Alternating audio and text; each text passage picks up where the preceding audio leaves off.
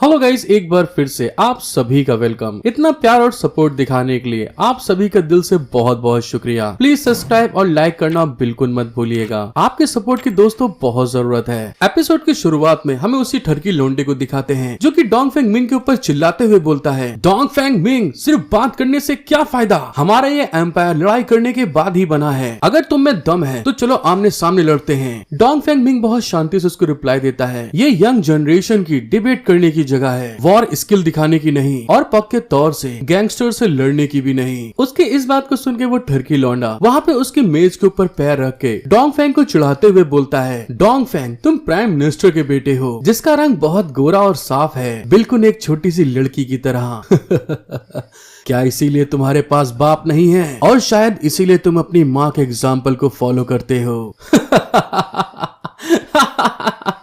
उस ठरकी लौंडे की इस बात को सुनकर डोंग फेंग मिंग का लुक वहाँ पे सीरियस हो चुका था और अचानक से वो अपनी जगह से डिसअपियर हो जाता है। जिस चीज को होते हुए देख के वो लौंडा वहाँ पे शॉक्ड हो चुका था और तभी अचानक से वहाँ से कुछ दूरी पे अपेयर होते हुए उस लौंडे की तरफ घूर के देखते हुए बोलता है, क्योंकि तुम मुझे मजबूर करने के लिए इतने भरे बैठे हो, इसीलिए मैं तुमको एक छोटा सा सबक दूंगा जिससे तुमको पता चल जाएगा कि अगर तुम में काबिलियत नहीं है तो तुमको अपनी प्रोफाइल को लो रखना चाहिए। दूसरे साइड में वो ठरकी लौंडा इस बात को सुनकर बहुत ज्यादा खुश हो चुका था और डोंग फेंग मिंग की तरफ एक स्पिरिचुअल फिस्ट अटैक करने के लिए आगे बढ़ते हुए जोर से हंस के बोलता है, चलो मैं तुम्हें अपने पापा की फेमस हेवन तक पहुंचाने वाली कैनन फिस्ट की पावर दिखाता हूँ। वो लौंडा वहाँ पे बड़ी स्पीड में डोंग फेंग मिंग की तरफ अपना पावरफुल कैनन फिस्ट अटैक करने के लिए उसके बहुत ज्यादा क्लोज पहुंच चुका था, लेकिन तभी अगले पल जैसे मिंगर के ऊपर अटैक लगने वाला था वो सीधे वहाँ से जंप लगाकर उसको डॉज करते हुए उसके कांधे के ऊपर आकर खड़ा हो गया था। जिस चीज को देखने के बाद तो वो ठरकी लौंडा वहाँ पर पानी पानी सा हो जाता, उसके पसीने छूट रहे थे। मिंगर वहाँ पर गुस्से में अपनी स्पिरिचुअल पावर रिलीज करते हुए तुरंत उसकी बॉडी के ऊपर बहुत सारा प्रेशर डालता है, जिसके इफेक्ट के कारण वो ठरकी लौंडा वहाँ पर धड़ाम से सीधे जमीन पे चिपक गया था।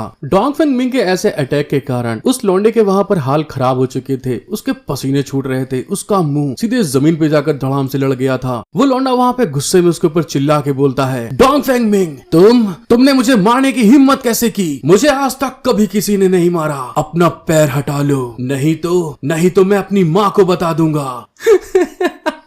क्या चूतिया लौंडा है दोस्तों। उस लड़के की इस बात को सुनकर जितने भी क्लास में डिबेट करने लड़के आए थे वो सारे के सारे जोर जोर से हंस रहे थे। ये जितनी भी ताकत दिखा रहा था वो अपनी माँ के बल पे दिखा रहा था। मिंगर उसको घूरते हुए बोलता है, हमारी जनरेशन के बीच विवाद चल रहा है और तुम अभी भी इन मैटर को सुलझाने के लिए एक अडल्ट को ढूंढना चाहते हो। अब तुम्हारी लड़ने वाली वो औरा कहाँ चली गई? वो ठरकी लौंडा जब सब लोगों को इस तरह से घूर के अपनी मौज लेते हुए देखता है तो वहाँ पे खूब जोर से चिल्ला के बोलता है, तुम सभी लोग मुझे ऐसे क्यों देख रहे हो? डोंग फेंग मिंग लोगों को मार रहा है। डोंग फेंग प्राइम मिनिस्टर की रेपुटेशन को खराब कर रहा है। सारे के सारे लोगों ने वहाँ पर सब कुछ होते हुए देखा था। उसकी इस बात को सुनकर वो वहाँ पर उसकी और जोर से मौज लेते हुए कहते हैं, चल जा चूतिए, हार गया है तो बीसी पेल रहा है। मिंगर उसकी बॉडी से उतरते हुए कहता है, तुम अब हार चुके हो, बहाने बनाना बंद कर दो। वो लौंडा कहाँ ऐसे हार मानने वाला, वो उस जगह से जाते हुए चिल्ला के बोलता है, बस तू मेरा इंतजार कर, मैं तुझे बताता हूँ मैं क्या चीज हूँ। फिर हमारा सीन शिफ्ट होकर रात पे आ जाता है। वहाँ पर डिबेट होते होते रात बीत चुकी थी। डोंग फेंग मिंग डिबेट के बाद वहाँ से आगे की तरफ बढ़ता है और तभी उसको अचानक से उसके पीछे किसी के जाने का एहसास हुआ था। जब वो पीछे पलट के देखता है तो उसको वहाँ पे बस शैडो दिखाई देती है और तभी अचानक से उसके पीछे से एक अटैक आगे की तरफ बढ़ रहा था। जिस चीज को महसूस करते हुए डोंग फेंग मिंग अपनी एक स्किल का इस्तेमाल करते हुए उस अटैक को वहाँ पर रोक देता है। उसके स्किल के इफेक्ट के कारण वहाँ पर एक पावरफुल चट्टान ऊपर की तरफ निकल आई थी डोंग फेंग मिंग को बचाने के लिए। मिंगर वहाँ पे पीछे की तरफ देख के बोलता है, कौन है जिसने मुझ पर हमला किया?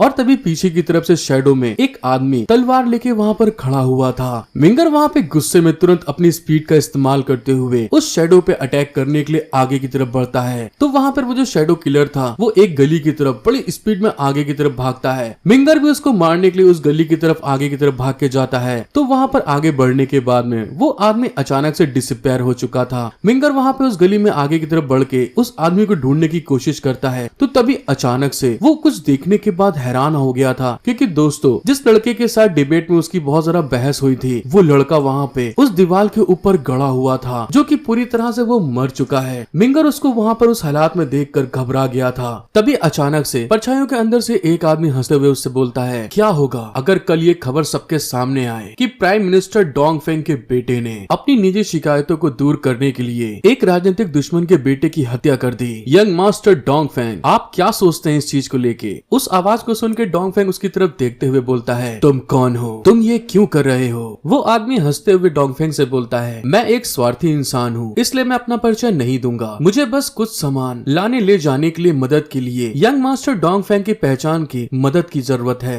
डोंग फेंग उससे घूरते हुए कहता है, तुम मुझे धमकाने की हिम्मत कर रहे हो? क्या तुम्हें डर नहीं लगता कि मैं यही तुम्हारा खात्मा कर दूंगा? वो आदमी अपने पास से एक लाइट गेंद को बाहर निकालता है और डोंग फेंग की पैरों की तरफ फेंक देता है। वो गेंद जमीन पे गिरते ही अचानक से उसके अंदर से लाइट निकलने लगती है और हमको पता चलता है ये एक प्रोजेक्टर की तरह था, जिसके अंदर डोंग फेंग उस लड़के को मारते हुए दिखाई दे रहा था और वो लड़का दीवार पे जाकर स्टैब हो गया था, मतलब लटक गया था। और ऐसा होने के साथ में ही वो लड़का वहाँ पर मर चुका था। उसको मारने के बाद में डोंग फेंग बहुत ज्यादा खुश दिखाई देता है उस प्रोजेक्टर में। वो लबादे वाला आदमी उसको धमकाते हुए बोलता है, अगर यंग मास्टर डोंग फेंग ने मेरी बात को नहीं माना तो ये जुआन लाइट और कल कैपिटल में फैल जाएगा, तब तो तुम जानते ही हो तुम्हारा क्या होगा।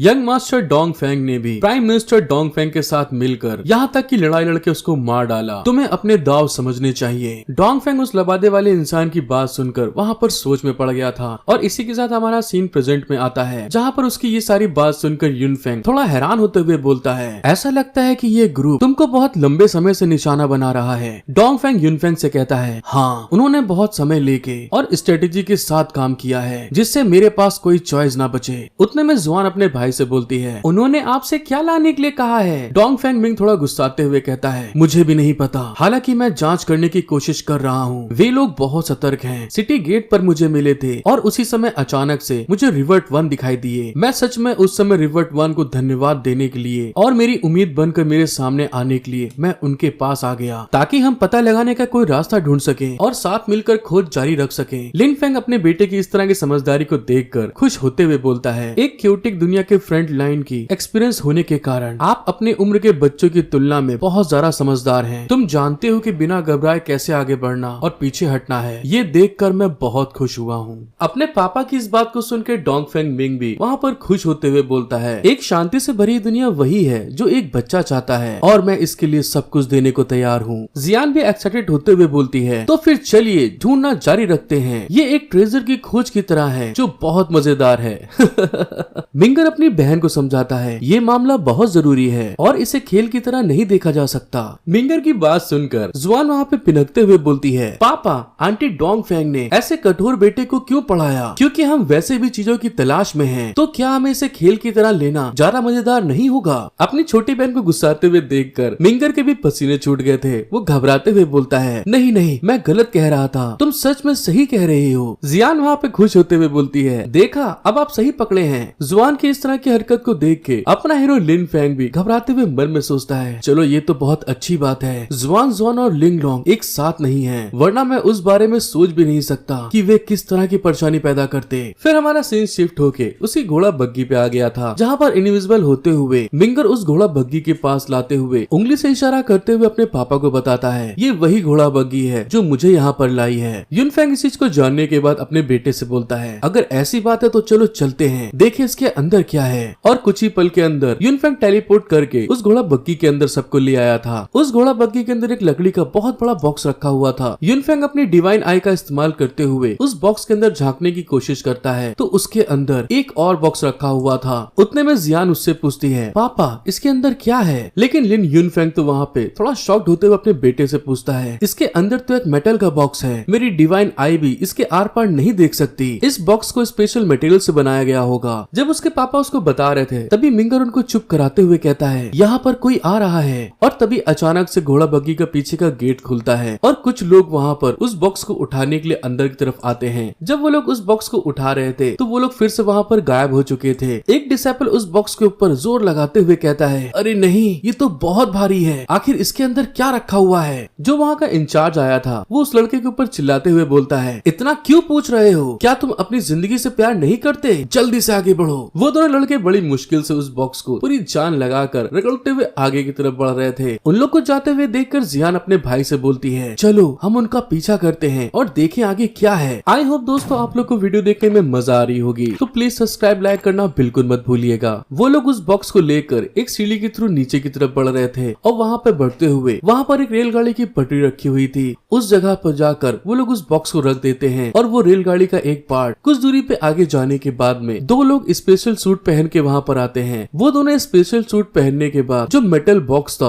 उसको बड़ी मुश्किल से आगे की तरफ ले जाते हुए एक आदमी दूसरे से कहता है क्या ऐसी चीज में सचमुच हेवन और अर्थ को नष्ट करने की ताकत है। उस आदमी की बात सुनकर दूसरा इंसान उसकी तरफ घूरते हुए कहता है मैंने सुना है कि ऐसी चीज पूरी होली कैपिटल को खत्म कर सकती है। एंशिएंट सिविलाइजेशन की मैजिकल आर्टिफैक्ट्स सचमुच डरावने होते हैं। उन दोनों की बात सुनकर तो डोंगफेंग मिंग और जियान दोनों को दोनों शॉक्ड होते हुए बोलते हैं क्या एंशिएंट सिविलाइजेशन। उन्होंने इस चीज को कुछ जरा तेजी से बोल दिया था। दूसरा इंसान उनकी आवाज सुनकर चौकन्ना होते हुए बोलता है कौन है वहाँ पे। लेकिन लिन युनफैन उन लोगों को सतर्क होते हुए देखकर वहाँ पर फिर से अपने टाइम और स्पेस की पावर को एक्टिवेट कर देता है, जिसके इफेक्ट के कारण वो दोनों के दोनों वहाँ पर जम से गए थे और दूसरे साइड में वो तीनों उनकी तरफ आगे बढ़ते हैं। मिंगर वहाँ पे लिनफैंग से पूछता है रिवर्ट वन क्या वे जो कह रहे हैं वो सच है। लिन युनफैंग फिर से अपने बेटे के मुंह से रिवर्ट वन सुनकर हंसते हुए उसकी मौज लेके कहता है मुझे लगता है कि मुझे अपने घर का एड्रेस तुरंत ही बदलवाने की जरूरत है। जिस बात को समझते हुए मिंगर तुरंत अपनी गलती को समझ के वहाँ पर वो उसको फादर कहता है। जियान उन दोनों की बात सुन के हंसते हुए बोलती है भैया डोंगफेंग अभी भी इतना शर्माते क्यों हैं? मिंगर वहाँ पे शर्माते हुए बोलता है रिवर्ट वन हम जूनियर्स के लिए आदर्श हैं। अचानक मुझे पता चला कि वो मेरे पापा हैं। मुझे अभी भी इस चीज पे भरोसा नहीं हो रहा, इसलिए थोड़ा घबराया हुआ हूँ। युनफेंग मिंगर के सर के ऊपर हाथ फेरते हुए कहता है ठीक है कोई बात नहीं, अपने आप को इतना शर्मिंदा मत करो मेरी छोटी गुड़िया, अपने भाई के साथ काम पर लगो। युनफेंग वहाँ पे सीरियस हो चुका था। उस मेटल बॉक्स की तरफ घूर के देखते हुए बोलता है पुराने खंडरों के खोज के अनुसार उस युग को सच में एक भयानक मैजिकल आर्टिफैक्ट द्वारा खत्म कर दिया गया था जिसमें बहुत भयानक पावर थी। उसने एक बार में ही 1000 मील के भीतर सब कुछ खत्म कर दिया। सूरज की तरह जलने वाली लाइट के साथ आकाश में गुलाब की तरह दिखाई देने वाली मौत थी। जियान वहाँ पे अपने पापा की बात सुन के घबराते हुए बोलती है सच्ची में ये मंजर तो बहुत डरा देने वाला है। युनफेंग उन लोग को आगे बताता है पिछले रिकॉर्ड्स बताते हैं कि हजारों की संख्या में इसका इस्तेमाल किया गया था और एंशिएंट टाइम के लोग लगभग खत्म हो गए थे। अगर ये वाकई वही चीज है तो इसे तुरंत खत्म कर देना चाहिए। जुआन वहाँ पे घबराते हुए बोलती है पापा हम इस तरह से इस प्रॉब्लम को हल नहीं कर सकते, हमें पर्दे के पीछे के लोगों को भी खत्म करना होगा। युनफेंग वहाँ पे इस बात को सुन के शॉक्ड होते हुए बोलता है अरे तुम क्या कहना चाहती हो मुझसे। उतने में जुआन अपने पापा के कान के पास आकर उसे बताती है ब्ला ब्ला ब्ला ब्ला ब्ला ब्ला ब्ला ब्ला ब्ला ब्ला ब्ला।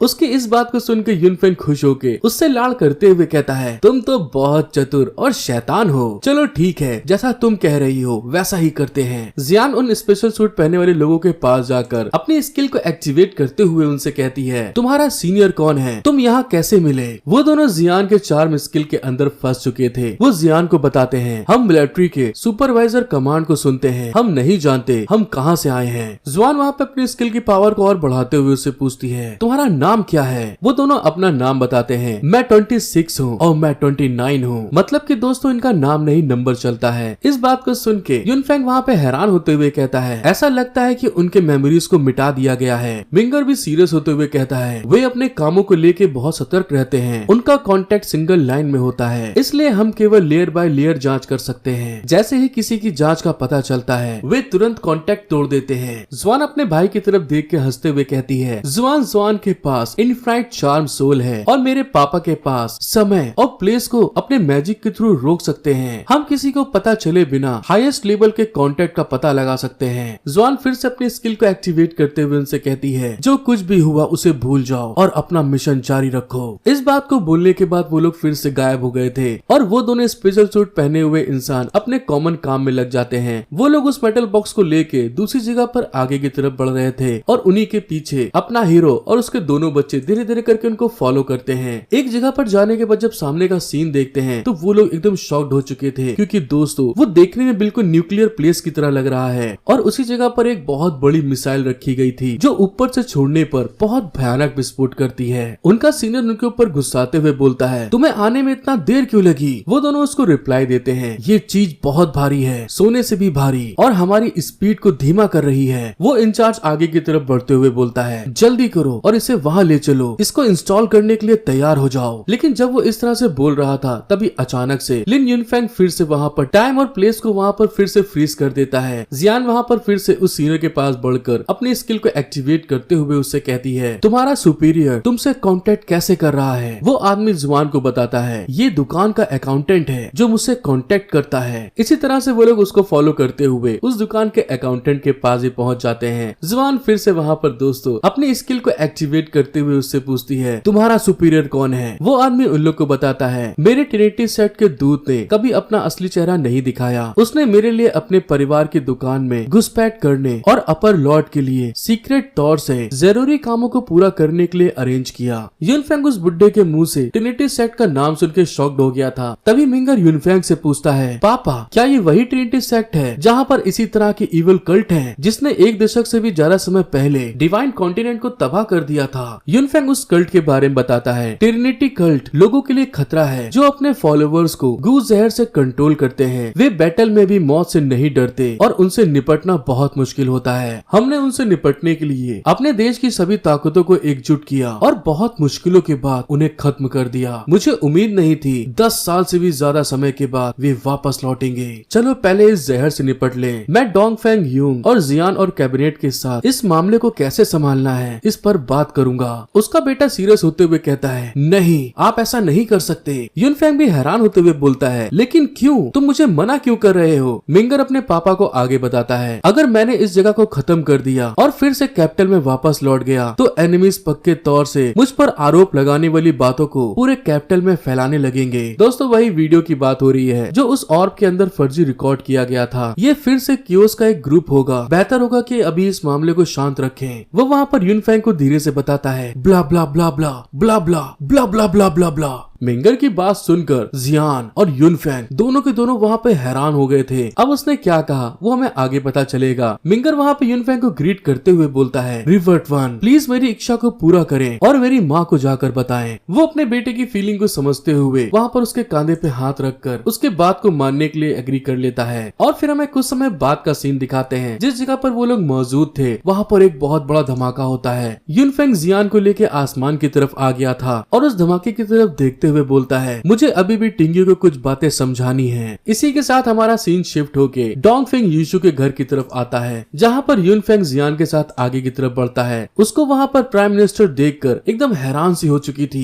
तुरंत भागकर उसके पास जाकर चिल्लाते हुए बोलती है, उसके साथ में क्या हुआ? खबर है कि ये फैमिली की दुकान में धमाका हो गया है। क्या इसका मिंगर से कोई कनेक्शन है? बताओ मेरा मिंगर कहाँ पर है? युनफैंग उसको समझाता है, ये मामला ट्रिनिटी सेट से जुड़ा हुआ है, मिंगर वहीं पर है। ट्रिनिटी सेट का नाम सुनकर तो डोंगफेंग यीशु की आंखें फटी की फटी रह गई थीं। उसको वहाँ पर एक बहुत बड़ा झटका लगता है। वो अपने बेटे के बारे में वो अपने बेटे को याद करते हुए कहती है, अपने बच्चे की मौत का नाटक करने देना और इस अंधेरे से भरी दुनिया में एंटर कर इस मामले की पूरी तरह से जांच करने देना और तो और इस ट्रिनिटी सेट के खतरे को जड़ से उखाड़ फेंकना। यीशु को वहाँ पर इतना भयानक झटका लगता है कि वो अपने पैरों पर वहाँ पर खड़ी भी नहीं हो पा रही थी। वो बुरी तरह से रोते हुए कहती है, मिंगर नहीं, तुम अकेले ये सब कैसे संभालोगे? वो युनफैंग के ऊपर चिल्लाते हुए बोलती है, युनफैंग तुमने उसे रोका क्यों नहीं? वो हमारा बच्चा है। अंडरवर्ल्ड खतरों से भरा हुआ है और उसके बचने की संभावना बहुत कम है। वो इस जर्नी पर अपना ख्याल कैसे रख सकता है? युनफैंग वहाँ पर उसको धीरे से बोलता है, मिंगर ने इस चीज के लिए पक्का कर लिया था, मैं उसको नहीं रोक पाया। तुम्हारे बच्चे ने अपनी आंखों से देखा है कि मेरे पापा और मेरी मम्मी और अनेक सिबलिंग्स ने अपनी जान को बलिदान दिया, हजारों कठिनाइयों और जोखिमों से गुजरते हुए इस शांति से बड़ी दुनिया को बनाने के लिए कितनों ने बलिदान दिया है। जिस शांति के लिए रिवर्ट वन और प्राइम मिनिस्टर अपनी जिंदगी की कीमत पर हर कोशिश करने के लिए तैयार हैं, मैं उनका बच्चा होने के नाते ये जिम्मेदारी क्यों नहीं उठा सकता। प्लीज मेरी इच्छा को पूरी करे पापा।